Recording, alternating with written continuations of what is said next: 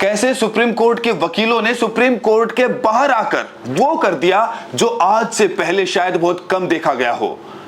कैसे supreme court के वकीलों ने देश के युवाओं की जुबान से जुबान मिलाते हुए जैसे मानो देश के हुक्मरानों को झकझोर कर रख दिया हो, याद दिलाया हो कि कोई ये भूले ना कि देश का संविधान इस देश के युवाओं को क्या अधिकार देता है। दोस्तों, इस दौर में इन दिनों हम जो विटनेस कर रहे हैं, हम जो देख रहे हैं, यकीन मानिए वो आज के दौर का एक बेहद ही ऐतिहासिक लम्हा है दोस्तों, क्योंकि आज सुप्रीम कोर्ट में कुछ ऐसा हो गया जो अमूमन आज के दौर में बहुत ही कम देखने को मिलता है। क्या आप जानते हैं, सुप्रीम कोर्ट के वकील आज सुप्रीम कोर्ट में लोन में आए। मतलब सुप्रीम कोर्ट के अंदर ही आप समझ लीजिए, सुप्रीम कोर्ट की बिल्डिंग है, इधर सुप्रीम कोर्ट की बिल्डिंग है, उसके सामने खड़े हो गए दोस्तों, संविधान निकाला और संविधान का प्रेम्बल पढ़ा। दोस्तों, संविधान का प्रेम्बल मतलब संविधान की प्रस्तावना, जिसमें लिखा है जो इंडिया, जो कि भारत है, वो अपने नागरिकों को क्या अधिकार देती है, वो अपने नागरिकों के लिए कैसे खड़ी होती है। इंडिया जो कि भारत है, वो अपने नागरिकों के लिए और उसके नागरिक उसके लिए क्या हैं, वो पढ़ते हुए जैसे सुप्रीम कोर्ट के वकील आज देश के युवाओं को याद दिला रहे हो कि आप अगर शांतिपूर्ण तरीके से अपनी सरकार से सवाल पूछ रहे हैं तो ये आपका मौलिक और संवैधानिक अधिकार है। सुनिए इस वीडियो को, क्योंकि ये आवाज सुप्रीम कोर्ट के वकीलों की सुप्रीम कोर्ट परिसर से जो निकली है, ये दूर तलक जाएगी।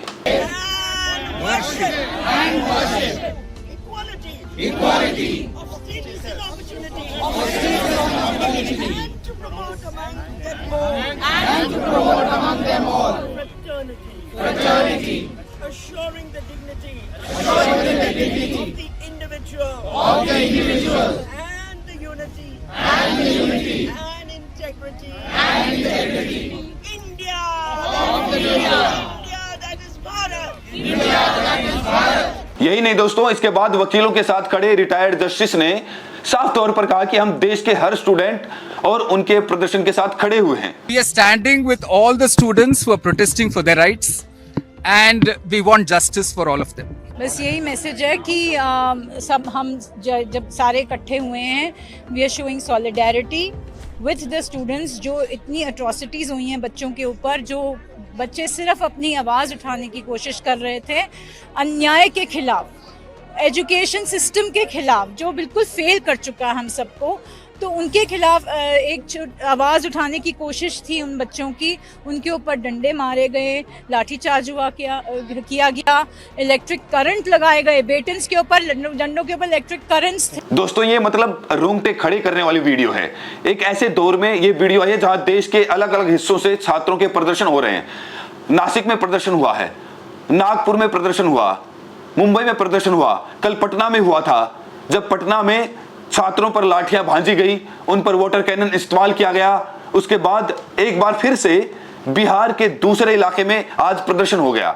और तो और दोस्तों, जंतर मंतर का तो ऐसा हाल है कि वहां तो पैर रखने की जगह नहीं है, और दिन में मेट्रो स्टेशन, जहां जंतर मंतर मेट्रो स्टेशन है, वहीं से भीड़ शुरू हो जाती है। हालात ये हो गए हैं कि इस पूरे हिस्से का इंटरनेट बंद करना पड़ रहा है सरकार को, 16 मेट्रो स्टेशन बंद करने पड़ रहे हैं। उसके बावजूद भी भीड़ नहीं रुक रही, भीड़ सो नहीं रही है जंतर मंतर में। मानो जैसे इस देश के जेनजीज ने, देश के युवाओं ने अब ठान लिया हो कि ना केवल वो देश के लोगों को याद दिलाएंगे कि जो संविधान पढ़ा जा रहा है इस वक्त सुप्रीम कोर्ट के वकीलों द्वारा, वो जो भूल गए हैं अपने जहन में फिर से इन अल्फाजों को याद करें।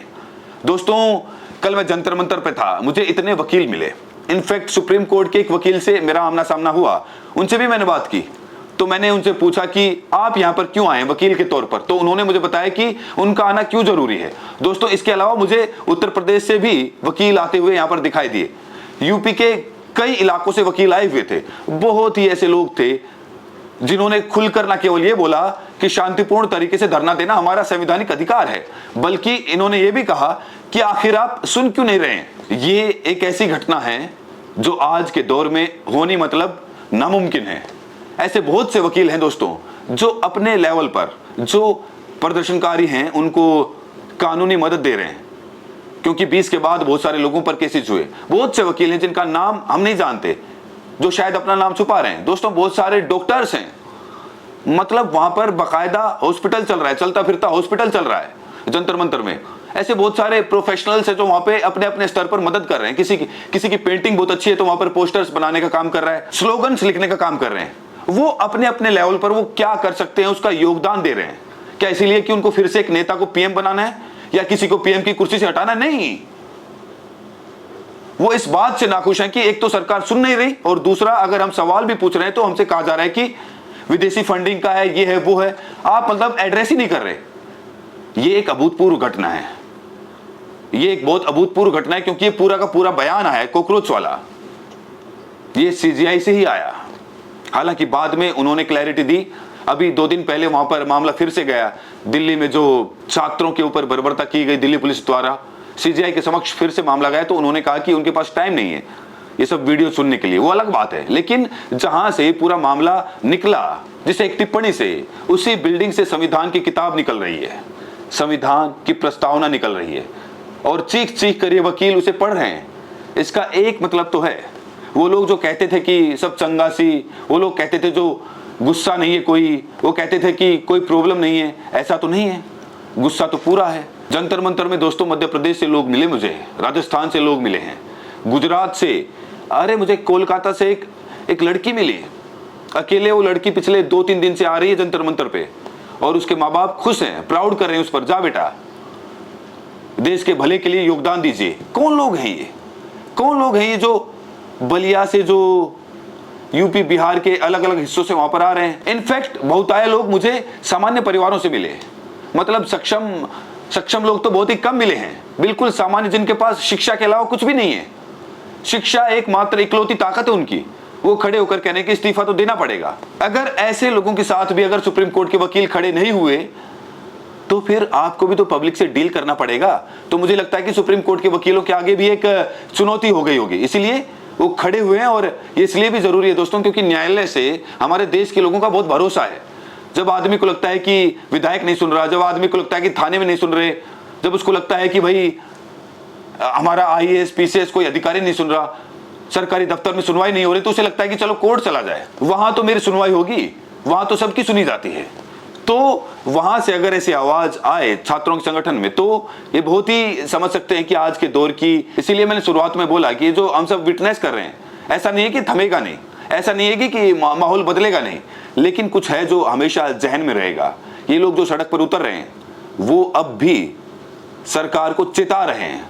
अभी भी सरकार के पास वक्त है, वो सुने और तुरंत इस गुस्से को, इस अहंकार को शांत करे, और छात्रों को जो भावनात्मक तौर पर जख्म लगे हैं उन पर मरहम लगाएं, उनको एहसास कराएं कि उनको सुना जा रहा है, सरकार उनके लिए है। आप इस मुद्दे को कैसे देखते हैं?